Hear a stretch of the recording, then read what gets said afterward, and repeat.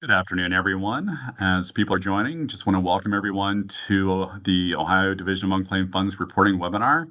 We'll be with you very soon. We'll be starting our presentation. Before we get started, though, I just want to introduce our speakers. We have Amy Shellhammer, our finance manager.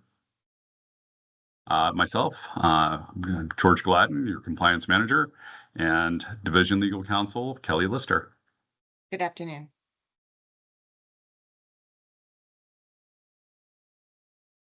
All right, we'll go ahead and get started. So, if you've paid attention to the news lately, you'll know that unclaimed funds claims are booming right now.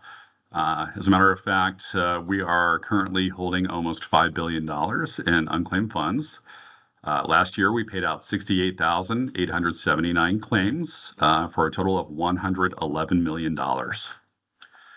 So we recommend to you to check to see if you have any unclaimed funds, and really it's a three-step process. So log on to our website, unclaimedfunds.ohio.gov, and the first step is to search for to see if you have any unclaimed funds with us. If you find anything, you can download a claim form to start the claim process. Go through and read the claim form, fill it out, sign it, and provide any requested documentation to us. Usually it's a driver's license or something to establish your identity, something to establish your connection with the unclaimed funds, and you'll need to fill out a W-9. And then the most important part of that process is to submit those forms and documents to us. And which you can do right through our website, unclaimedfunds.ohio.gov. So, on today's agenda, we're going to talk about all things reporting. So, we'll give you an introduction to unclaimed funds. We'll talk about the 3 easy steps to reporting. We'll go through some reporting issues and some best practices. We'll talk about reporting deadlines, exemptions to reporting, filing an extension. We'll talk a little bit about compliance audits, record retention, and voluntary compliance agreements, and we'll have time at the end for Q&A. So if you have any questions, please put those in the chat, and we'll be monitoring that, and we will go through and answer as many of those questions as we can. If it's a quick question that we can answer during the presentation, we will, but we may hold off because we might cover that information in a later slide. But like I said, at the end, we'll go through as many of those questions as we can. One of the most common questions is, one, are we going to provide a recording of the presentation? And yes, we will. You'll be able to find it when we post it on our events page on our website. And the other question is, will you be able to get a copy of the slide deck? And yes, you will. And we usually also publish the answers to all the questions from the webinar. So starting off, we're going to talk a little bit about unclaimed funds, and I'll turn it over to Division Legal Counsel, Kelly Lister. Good afternoon, everyone. As George said, my name is Kelly Lister. I'm an attorney with the Ohio Department of Commerce, and I represent the Division of Unclaimed Funds. Very happy to be here today to talk with you about what we do with the division. And a good place to start is to define our terms, to define exactly what we mean when we say unclaimed funds. Up on your screen, you're going to see the definition of unclaimed funds as it appears in Chapter 169 of the Revised Code. These are all monies, rights to monies, or other forms of intangible property where there has not been any owner-generated activity, which is increasing or decreasing or adjusting the amount of the property or the account, paying premiums or encumbering the funds, receiving payments, for instance, on a checking account where you are negotiating checks, either deposits or debits from your account, corresponding with the holder. And in today's modern world of commerce, that's often electronic forms of communication, whether you're logging on to your account and the like. And it's worded generally to encompass any way in which you otherwise indicate an interest or knowledge of the funds that are held in your name. And as I said, that is found in Ohio Revised Code, Chapter 169, specifically our definitions, which is at 169.01. Next slide, please. So, Chapter 169 of the Revised Code, it was first enacted in 1968. All states have some version of unclaimed funds law. It is a state-made law. There have been repeated attempts over a prolonged period of time to to develop a uniform unclaimed property or unclaimed funds law.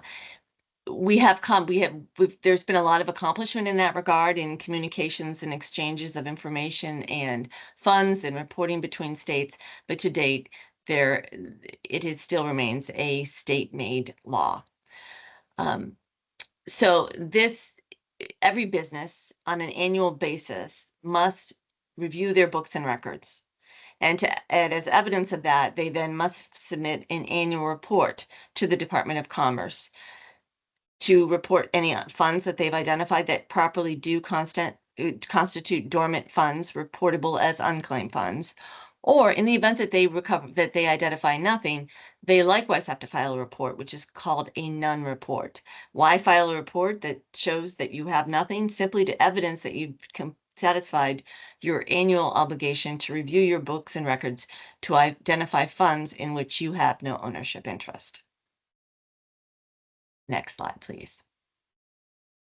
So, it's as a necessary consequence of this annual reporting obligation, and as a fiduciary of funds in which you have no ownership interest, as a basic matter, record retention is of essential value.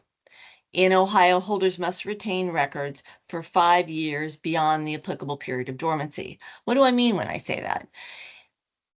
For unclaimed funds, there are different categories of unclaimed funds, and for each of those different categories, there are different periods of dormancy. Why is that? Is that just to make things more complex? No, it's a reflection of the fact that if you are issued a paycheck, we expect that within a relatively short period of time, if you have it, you're going to negotiate that and deposit it or spend it. However, if you have retirement assets, you may very well have accounts that you institute for the retirement accounts that you don't plan to touch for a prolonged period of time. In fact, you may not even make deposits in them or certainly withdrawals for a prolonged period of time. And so the period of dormancy is much longer for a retirement account than it would be for a paycheck. Um, so based on the property type, records are maintained for 5 years beyond the applicable period of dormancy. Retained records, what do these include? A copy of your unclaimed funds reporting, evidencing that you have satisfied your annual obligation to review your books and records and then report to the Department of Commerce whether you've identified reportable funds, what's called a sum report, or you've identified nothing that's properly reportable, which would be a none report. Additionally, a signed and returned OUF8 form. What is that? For those funds that you identify as dormant, prior to reporting, every holder is obligated to send out one last correspondence to the owner saying, if I, there's been no activity on your account for a prolonged period of time, in the event that you don't respond to me within at least 30 days, give them at least 30 days to respond, then your funds are going to be reported as unclaimed funds to the Department of Commerce. It's giving the owner one last ditch opportunity to acknowledge, yes, no, I know, holder, that you hold my funds and I'm okay with you continuing to hold them, or ask for their return to them and say, yes, you've located me and oh, I did forget about these funds. Please return them to me at this address. So once you do that as a holder, as a precondition to reporting, you're going to send this one last correspondence out to the owner of the funds. You maintain a record showing that you did your due diligence, that you reviewed your books and records, you identified these funds that had gone dormant, you reached out to the owner, and you're able to show that they responded to you and indicated their continuing interest in the funds. Additionally, retained records would include aggregate detail. That's for sums less than $50 that you can report in aggregate. As much as though you can report as a holder in aggregate the total sum that you have consisting of individual properties that are less than $50. However, any identifying information that you have, we strongly encourage you to provide to the division because it puts us in a better position to reunite these owners with those funds. And we need information in order to do that, owner identifying information to do that. Just like we ask that you maintain a record of the OUF8 forms, which indicate that an owner has responded and indicated that they have a continuing interest in the funds. If you send out mailings at the last known owner address and it's returned to you as undeliverable, keep a record of that, because then that evidences that you made a good faith attempt prior to reporting to those funds and that you no longer have a valid contact address for the owner. And then finally, all supporting research and documentation that you use to prepare your unclaimed funds report. Next slide, please.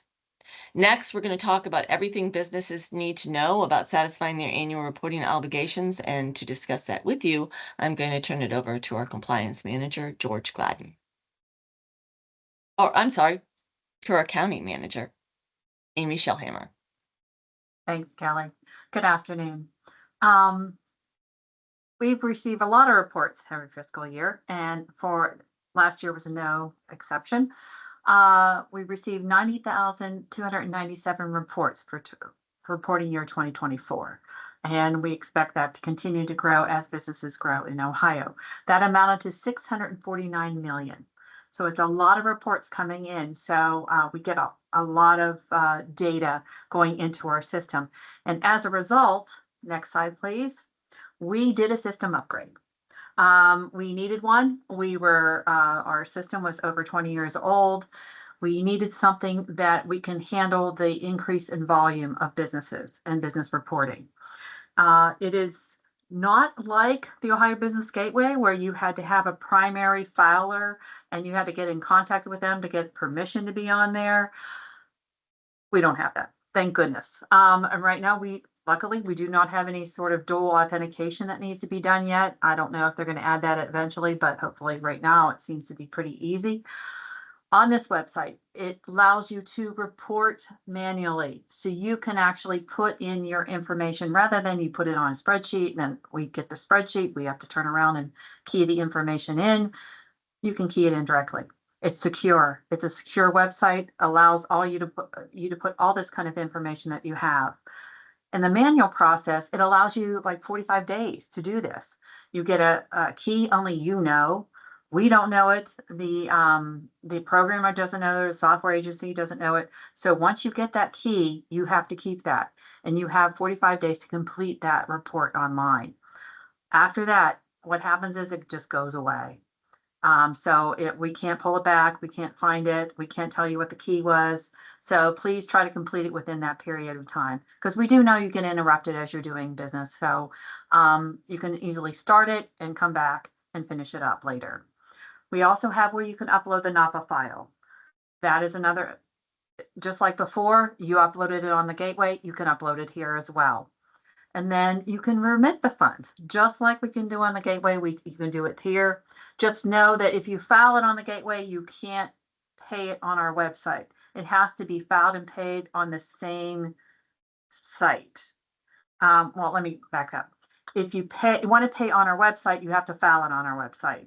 If you want to pay via the gateway, you have to file it on the Ohio Business Gateway. So, but you can pay by check.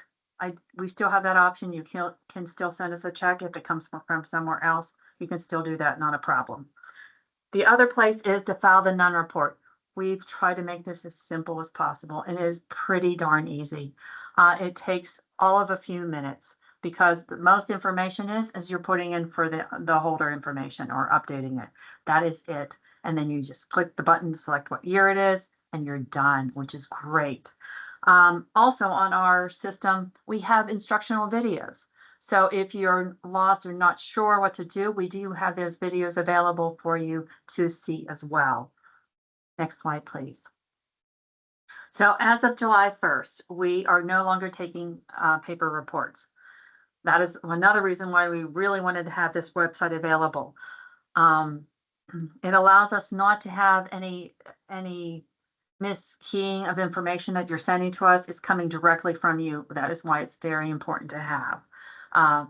Just no longer taking the paper reports. Okay, next question. Oh, can you back up a minute? We do have, regarding the paper reports, if you happen to send us one, we will return that to you, and we will grant you an automatic extension. and we'll give you instructions and lead you back to the website to file it online, just so you're aware of that. Slide, please. All right, so let's dig into unclaimed fund reporting. So as you've heard, all businesses in Ohio doing business in Ohio, organizations operating in Ohio or located in Ohio are required to file an unclaimed fund report with us annually, even if you have no unclaimed funds to report. So the first step in that is to go through, and you're required to review your own records to determine if you have anything dormant. And again, those are items that haven't had any owner-generated activity for that particular time period. For example, a paycheck has a 1-year dormancy period. A refund check has a 3-year dormancy period, and a bank account has a 5-year dormancy period. So that's the maximum amount of time that you can hold those funds without any owner-generated activity before they become dormant and potentially reportable as an unclaimed fund. We often get a question if you have to wait for the full dormancy period before you can report it, and the answer is no. Under Ohio Revised Code 169.11, you may report those funds early to us as long as you follow the due diligence mailing guidelines, and I'll get into those in just a little bit. And again, if you have no unclaimed funds to report, you are required to file what we call a negative or a none report, which you can do through our website.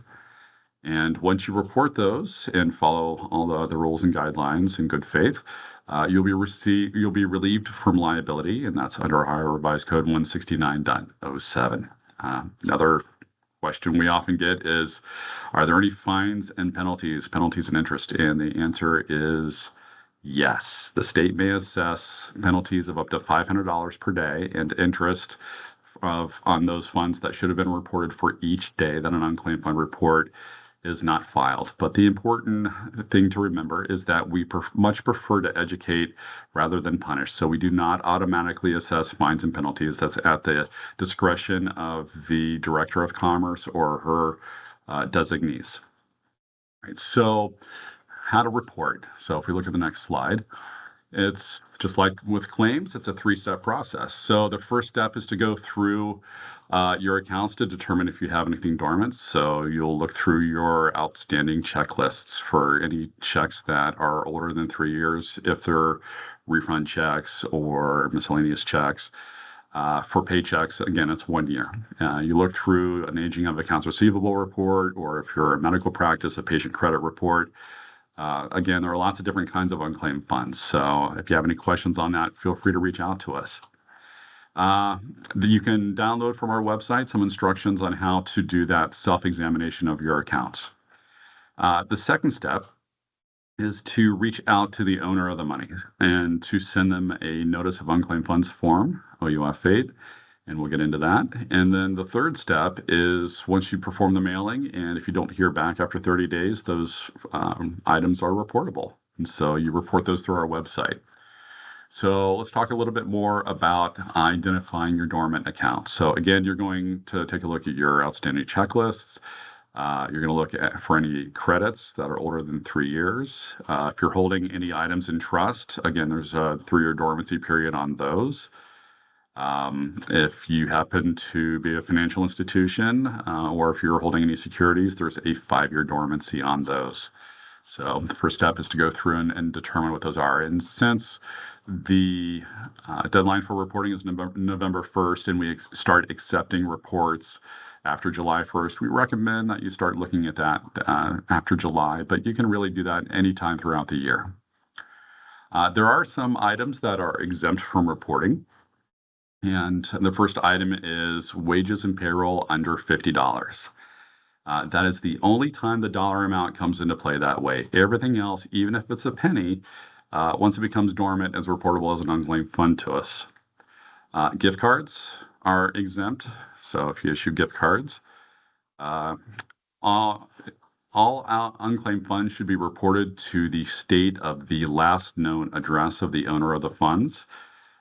So if you have an outside of Ohio address for that particular unclaimed fund, it's exempt from reporting in Ohio, but it may fall under the reporting requirements for the other state. We do have reciprocal agreements with other states. So if you do happen to report something to us for another state, we'll make sure it gets to where it should go. but that's going to take a while. And so if someone comes looking for their money for you and you refer them to us, and we may have already initiated that claim process or that report for the other state. And so it's going to be a bad customer experience. So you're required to report to the state of the last known address. If you do not know the last known address, then you may report it to the state of incorporation, but that's only if you do not have it available. As far as the last one, business to business, that eliminates or exempts wholesale trade of tangible goods and services from reporting to the Ohio Division of Unclaimed Funds. So typically it's vendor payments, vendor credits. There are some really specific guidelines. So if you have any questions on that, feel free to reach out to us. All right. So this next step is, once you determine those items that are dormant, is to do that due diligence mailing. And it's only required for those items $50 or more. Anything less than $50, you're not required to do this mailing by statute, but you may. But if you don't, those items are just reportable as unclaimed funds. So what you do is you send out a notice of unclaimed funds form, which you can download from our website, form OUF8. Fill out the appropriate places on the form. The most important place of which there are two. There's a place for the owner of the funds to sign, acknowledging that they have an interest in those funds, that you're holding those. And at the very bottom, you should put your return address, and so that it will return to you, not to us, because it won't help you at all with your reporting if it comes to us. So anything between $50 and up to $1,000, you can send that out first class mail. Anything $1,000 or more, you're required to send it out certified mail with a return receipt requested, and you can charge up to $20 against the account to pay for the actual cost of the mailing. Now, if you have a bad address, then you're not required to send it out certified. And the way you show that is to show that you've already sent them a first class notice and they haven't responded after 30 days, or it's come back undeliverable. Or you've made a search for the available public address or the last known address and you can't confirm it. So that way you would only be required to send it out first class. So you're required to give them 30 days to respond. And if they sign it and return it to you, it's not unclaimed. Then you can go ahead and continue to hold that credit for up to 3 more years before it becomes dormant again, or you can reissue the check. But if it does not come back signed, then it is reportable. And so you move on to the next step. And so I'm going to turn it over to Amy so she can talk a little bit more about that. Thank you, George. All right, step 3, you've determined that you need to submit a report. You go to our website and you see this pretty screen. So on here, you see that you can submit a negative report. As I said, it's very easy. You click on that, give your reporting or holder information, tell what year you're going to report it for, and select it, and you're done. The next step is to upload a report. We do have a link there. I do want to tell you about that. That link goes to the NAPA website, the National Association of Unclaimed Property Administrators. This site has a link, but that link basically gives you information on how to create a NAPA file formatted file. It's not a template. Most people click on that and think it's a template. It's not. But most people that have submitted a NAPA file before might use HRS Pro. That is free software for 100 properties or less. That's another option for you to use. So on this one, it allows you to upload those reports, the NAPA files. If you don't have that and you don't want to go through creating one, you can key it in. As I mentioned earlier, you can do a manual online report, and that allows you to do it within 45 days. It will give you a key only you have. Print off that key, keep that key for you to go back in and keep entering your information. The last one is to submit a payment. You do not have to submit a payment this way if you filed this way. If you choose to do an electronic payment, ACH, debit, or credit card, you can pay through the website here. Otherwise, you can send us a check, and that can be sent to Unclaimed Funds, 77 South High Street, 20th floor, Columbus, Ohio, 43215. And I have that, I think, on another screen as well, so you'll see that come up again. but you're not obligated to do ACH debit or credit card. We do not take wires or ACH credit. So I will tell you that. Next slide, please. All right, once you click on one of those, you're going to end up getting a screen like this that asks you for your holder information. We do have asterisks beside the required fields, but if you know the other information, have the other information you can enter, please do so. That just gives us more information. Likewise, I ended up telling you that you can select it if it's a negative report or if it's what year we're reporting. Some people report supplemental reports for prior years. You can do that as well on here. It asks you if you want the dollar amount being remitted. Again, you don't have to remit it through the website, but you do put the total in here. And it asks you how you're going to submit it. You can select the drop down, say you select check and you change your mind. That's totally fine. We're not going to penalize you for changing your mind on how you wanted to pay it. That's fine. We just wanted to get an idea on this screen. That's why it's there. Next slide, please. All right, as I said about the payment, we do take ACH debit and credit card. We take that on our website as well as on the Ohio Business Gateway. And we do take checks. The checks, there's the mailing address that I told you, the Division of Unclaimed Funds, 77 South High Street, 20th floor, Columbus, Ohio, 43215. If you ever forget, go ahead and call us. We can tell you. It's not. We do not take wire payments nor ACH credit. So I'm making sure that you know that. This is done, the payments are done through a third-party processor. I know people have asked me what account did I put in there. Honestly, I don't see it. I don't know it. That's done through the third party. We don't get that information. We basically get who it was coming from and the amount usually. So if you ask, unfortunately, I may not have that information for you, or I won't. Reporting issues that we have. One of the biggest ones that I cannot stress enough is if you have the information, even if it's not an asterisk field that's required, because some businesses don't collect social security numbers, some businesses don't collect birth dates. But if you're a business that collects that information, you're required to give it to us. This allows us to give it back to the rightful owner. For instance, I would think I would have a unique name, but no, 20 miles from me, somebody has the same name that I had, and we're not related. So there's no way that without this kind of information that it's helpful to get it back to the right person. So they don't collect mine and I don't collect theirs. Report total. Report total should match the check amount or the ACH payment or the credit card payment. If it doesn't match, it will not clear the report, or we're going to end up contacting you. So please make sure that they match. The FEIN is missing. Well, if it's filed electronically, that shouldn't happen as much, but contact name should be an active email address. Please don't give us an inactive email address. Otherwise, it would be hard to contact you if there's a problem with the report, and we would wait for you guys to contact us back. Faxes and paper reports, as I told you, we do not collect those. So please remember that. If it gets sent to us, it's going to be sent back and you're going to get an automatic extension. Reports uploaded in duplicate places. Please don't put it on the gateway and then turn around and give it to us, because we're going to end up having 2 reports expecting 2 different payments.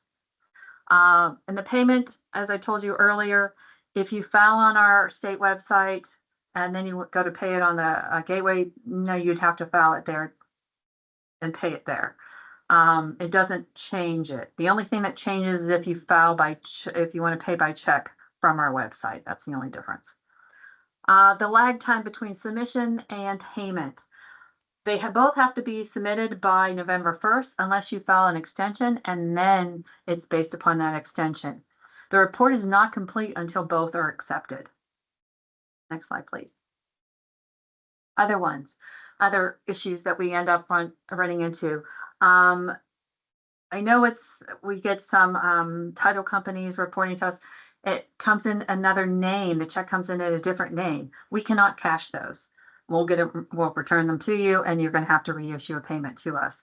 So be aware of that. If your normal process is to pay it out to that person, we can't take those checks. You're going to have to reissue it to us. The report email, as I stated, goes to inactive email address or unmonitored. We need an active email address that we can contact somebody for. We also need the full year on the birthdays. We're now getting some centurions, so there you go. Checks written for a different business, but we don't have any way to identify what it goes to. So, say it came from a bank, but it goes to pay somebody's filing. All I see is it's coming from a bank, unless you give me identifying information of where that check goes to. The best course to give us is the confirmation sheet that you get whenever you file it online. That helps us. Trying to upload a non-NAPA file. I know before in the past we gave you a template, the CSV file. That is not a NAPA file. We used to use that to help key the report in. You actually need a TXT NAPA formatted file or HRS file. If you upload, which the gateway will take it, it doesn't matter. It won't tell you it's rejected. It just takes that it's a TXT file, it'll take it. But it's actually going to be rejected in our system. So a successful upload in the gateway is not a successful upload into our system. Now, if you're in our system on our website and you try to do an upload, it will tell you what errors that you have. So it will let you know. Revisions to recent reports. We have that happened a lot last year. I'm not sure why. Just take your time. If you think it's going to take longer, please file an extension. There's nothing that you can easily do 120 days. If you file it sooner than that, that's great. But if you realize there's some information that you kind of want to verify or make sure it's complete, please do so ahead of time. That causes more disruption, and trying to correct it when there might be a claim already on it, it causes more of a problem than it's worth. So just make sure you take your time and do your filing. It'll be fine. Next slide, please. Reporting deadlines. Okay, we have basically most of you will file under by November 1st. This is for all businesses other than life insurance companies. And these are for items dormant as of June 30th. So November 1st deadline, we're talking for items dormant as of June 30th of 2025. Then for insurance companies, life insurance companies, they have the dormancy until December 31st of this year, but their reporting deadline is May 1st of next year. So it gives them time to do their due diligence mailings. Again, if you find that you're not going to have enough time, you didn't get them all in, you didn't have, there's some records you still would need to go through, please file your extensions. And you get at least one extension to file. And here's the screen that shows you you get options of 30 days, 60 days, or 120 days, actually. So if you do need more time, please do that. There's nothing, it costs you nothing to file an extension. So don't think that you're like that, oh, I'm going to get penalized if I don't, our interest applied to the money that I need to pay. We don't do that. We just want to make sure that you meet the deadline to file. Next slide, please. And George will discover the consequences. Thank you, Amy. So we get the question often of, well, what happens if I don't file? Well, there are a couple of things that can happen. One, you may be selected for an audit, and we're given the authority to do that under Ohio Revised Code 169.03, Section G, subsection 1. So if you receive a letter from us informing you that you've been selected for an audit, it's real, it's legitimate, and it's involuntary, which means that you have to do it. So that's one possibility. We also engage vendors to perform contract audits, and so you may be contacted by one of them. You can always contact us if you have any questions. Feel free to reach out to me regarding that if you've been contacted for an audit. Another potential consequence is I mentioned fines and penalties. And so you may be assessed penalties up to $500 per day for not filing a report. And that's in addition to interest on those funds that should have been reported. And that's given by Revised Code 169.12 and Revised Code 169.99. But there is good news for you because on the next slide, we have a voluntary compliance agreement program. And that allows you to enter into a contract with the state of Ohio. And I see our counselor has joined me here so that she can talk a little bit more about that. But you must not have been selected for an audit. So if you've received that notification, you're not eligible for the voluntary compliance agreement. But Kelly, if you'd like to jump in here and talk a little bit more about VCAs. Yes, I'd love to do that. So the voluntary compliance agreement is a streamlined, efficient way to bring yourself into compliance with your unclaimed funds reporting obligations. It allows you to do it all in one agreement, one report, one remission. Um, a lot of times one of the biggest obstacles we encounter is simply that holders are unaware of their annual reporting obligations. And upon discovery, then they're worried about waking a sleeping bear. That is not a consequence with respect to your unclaimed funds. We're simply trying to return funds to their rightful owners. And our biggest objective is to bring holders into compliance. And this voluntary compliance agreement is a win-win situation for both the Division for Commerce, the department, and for holders throughout the state of Ohio. It allows you to enter into an agreement after you're in a self-audit. We will provide you with the guidance, the instruction, the materials that you need as to how to go about to do that, to perform a self-audit to identify funds in which they have no ownership interest that are dormant and have passed the period of dormancy, or as George had said earlier, you can elect to report them early, to report funds that belong to your business partners, to your customers. And you report them, you remit them, and you receive the benefit of being held harmless for any liability that arises from the report and remission of those funds to commerce. And that is all done through one simple, streamlined agreement. Now recognize, this is a uniform program, a uniform agreement that we offer, we extend to all holders doing business here in Ohio. The terms and conditions are what they are, what we've put forth in the agreement, the template, and it's available. You can look at it on our website.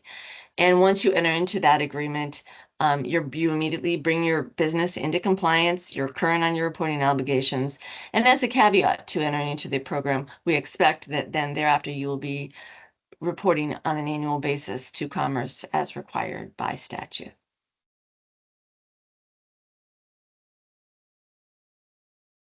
And on your screen here is giving you some additional resources. We have a webinar planned on Thursday, October 9th, specifically tailored to the Voluntary Compliance Agreement Program. So if you're interested at all in the benefits and perhaps entering into a voluntary compliance agreement, I strongly encourage you to register to attend our webinar on Thursday, October the 9th. If you're not quite sure if you can attend, we still recommend that you sign up. That way, you'll receive the email with the questions and the slide deck, and you can also see that webinar on our website on the events page.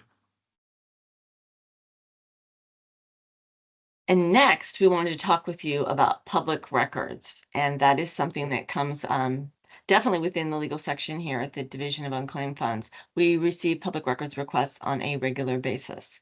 And as all state agencies in the state of Ohio are obligated to comply with requests from individuals who want to see records upon which we rely to do our business.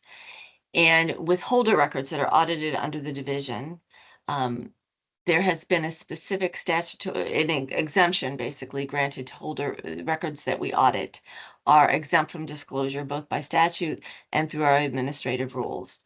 We want to protect that information and disclose it only when absolutely necessary at the discretion of the Director of Commerce.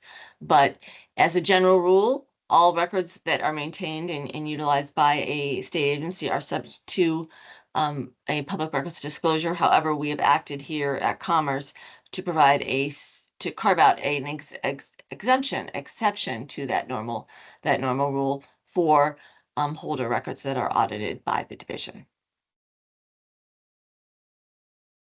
Next slide.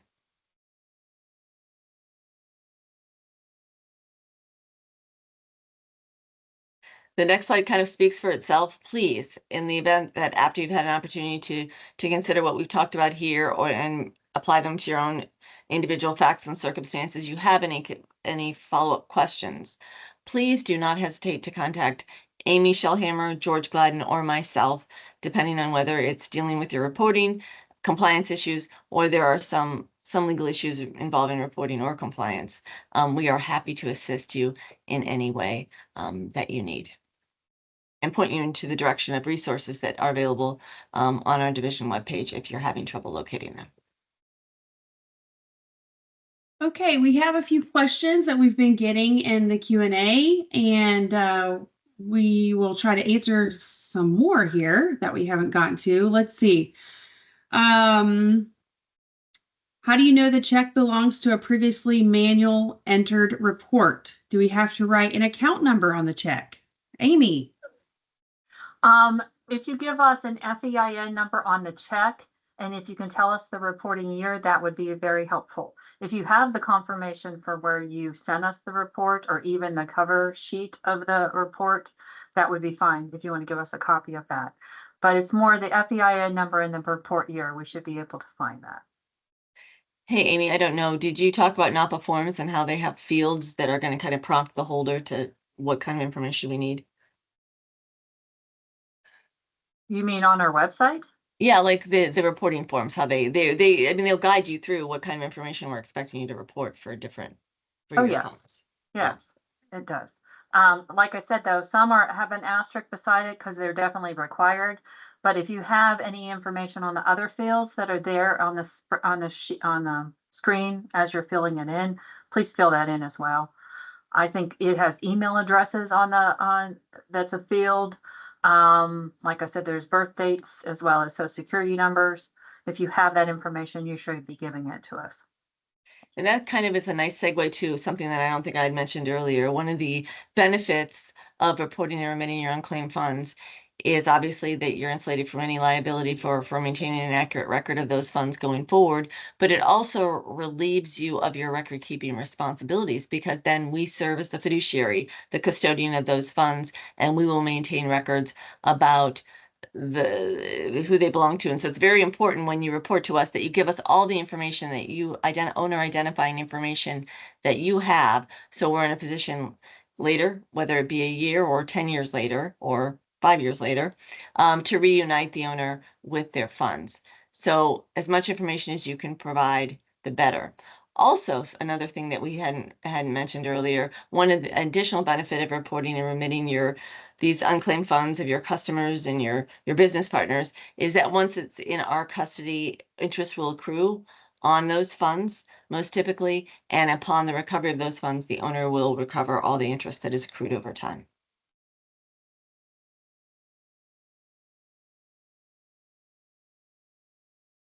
Okay, we have a few more questions. I'm a sole proprietor. I do not have a holder tax ID number. This is a required field. My SSN does not fill in properly. What am I missing? Do I not have to fill out a negative report? You still need to file your negative report. And we get this question a lot. Our system is set up for federal tax identification numbers. But if you enter your Social Security number in with the first 2 digits and then a dash and then the remaining digits, the system will take that just fine. Good question. Let's see. For the business-to-business exemption, if we pay schools for physical education programs, is that exempt? It depends. I think it depends on a lot of things, and there are a lot of specifics that are required in the law to qualify for the business-to-business exemption. So that's one that you might want to reach out to us. But Kelly, if you had some more insight on that. Yeah, I think the business-to-business exemption is often misconstrued. It's as anything, and it's an exception from the normal reporting rule, and exceptions are narrowly drawn. And here, the business-to-business exemption was meant to address wholesale trade, which means you have one business entity providing goods and services to another, for which there is an invoice and then there is a purchase order, because there has to be some documentary support for the underlying transaction in order to avail yourself of the exemption. So we're looking at, when I'm talking about wholesale trade, we're looking at goods or services that are exchanged for the purposes of helping one business create a product or the item which they market or sell. And it's meant to, obviously promote commerce in the state of Ohio. Here we're talking about, say that again for me, Susie. Let me find it again.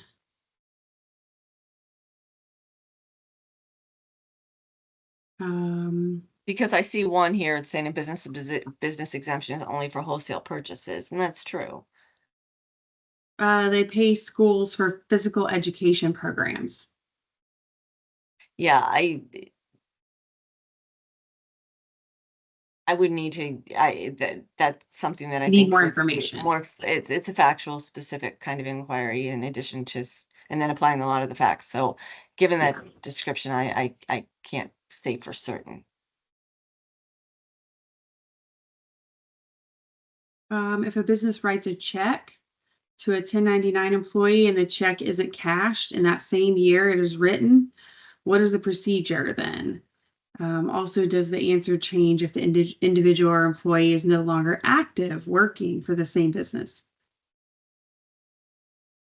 If it's 1099, if this, and that would be reportable to us, if it's not cashed. And does it change if they're currently working for the holder? No. That could potentially also be a situation where it might depend on the type of 1099 issued. Okay. But yeah, so And again, if you have specific questions, reach out to us. right, and I guess if they're still working with that individual who they issued the check to, obviously you as a condition precedent to reporting, you have to do your due diligence, which means if you're having contact with them, you're going to notify them, and they would then indicate whether they're going to cash the check or they need you to reissue it because they lost it. So in that instances, it would be material if you continue to have a relationship with them. For due diligence purposes.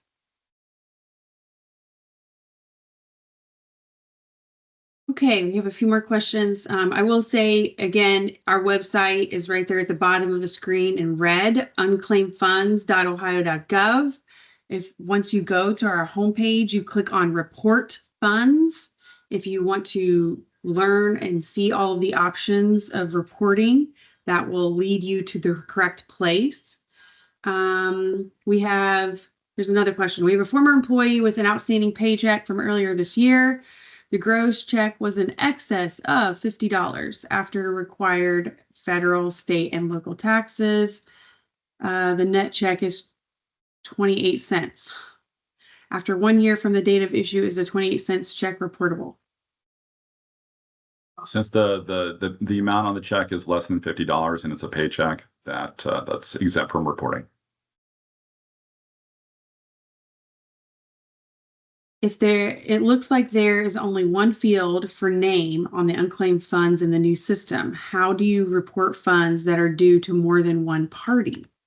We have security deposit refund checks that are often written to 2 or more tenants. I think this is part of what people are running into whenever they start keying in the property.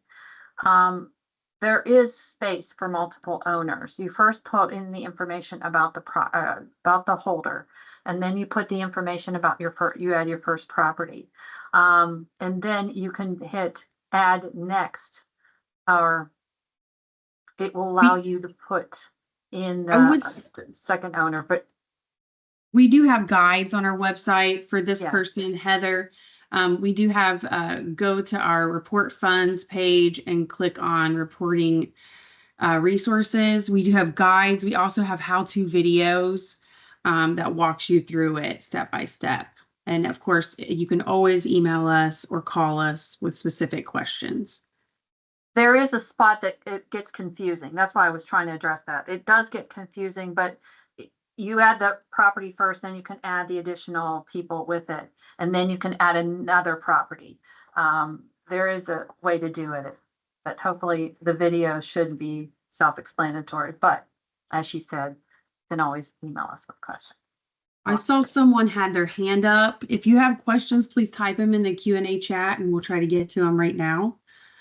So how does this affect unclaimed benefits of the Ohio Veterans Bonus Program?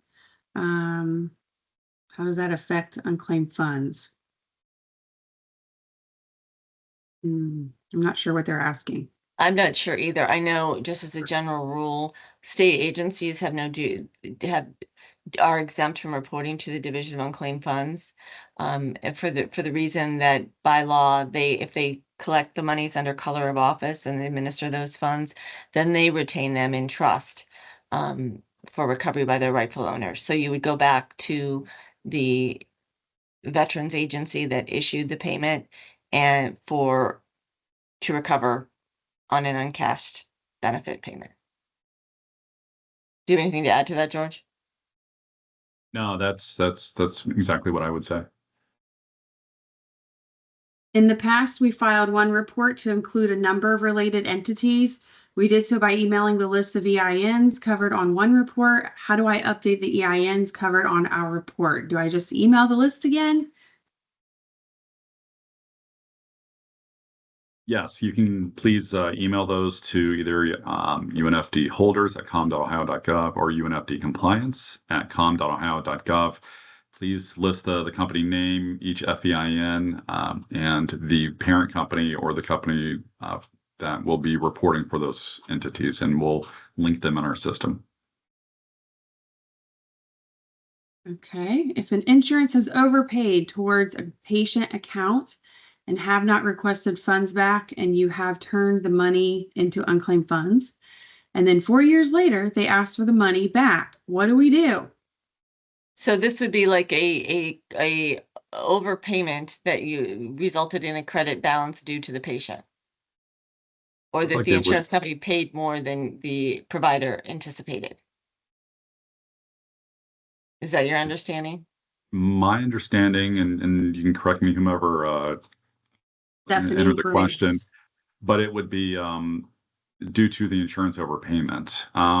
But eventually, it's again, it gets a little bit tricky. But if the credit is due to an insurance overpayment and you were in network with that insurance company at the time, then it falls under that business to business exemption.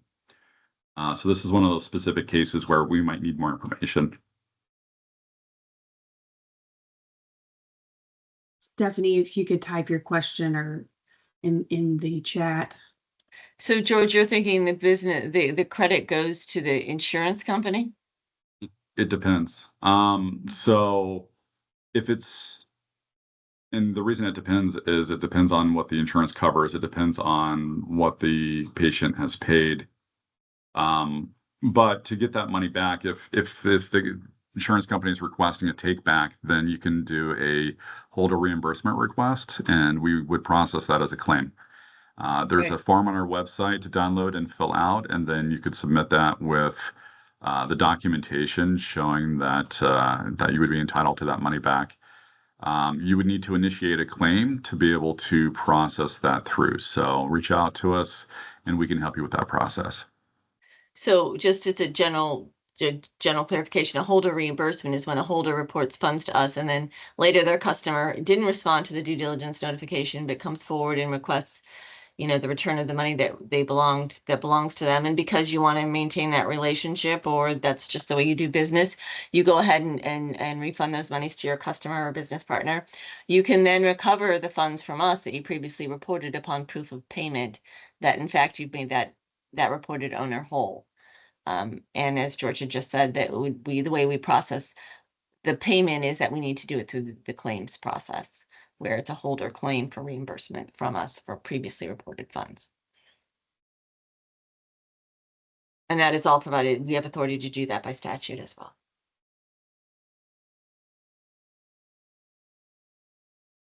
We do provide a letter that you can send to notify those account holders on our website, as well as the dormant account information is all listed on our website.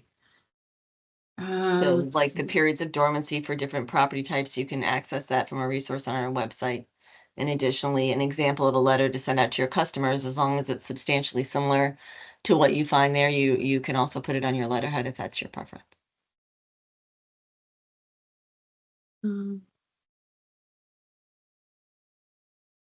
How does this work for public entities? EMS district, are they required to do this?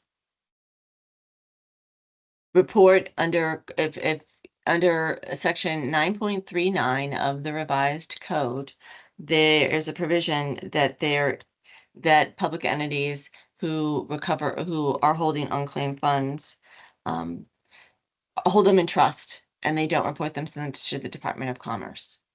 Now, I would need to get more information about exactly where you are in the umbrella of state government to be absolutely certain, but that is uniformly, there's an obligation that you hold the funds in trust for 5 years, after which it goes to your general revenue fund. Obviously, for most state entities, even if someone comes forward at the expiration of that 5-year period, they try to make those citizens whole.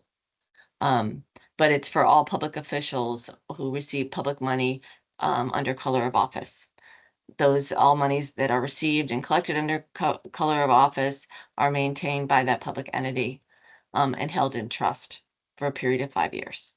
After which it goes to your general revenue fund. As I said, there's authorization for the money to go to the general revenue fund, but often these public officials and public offices will continue to pay out funds upon someone coming forward with sufficient evidence that those funds belong to them.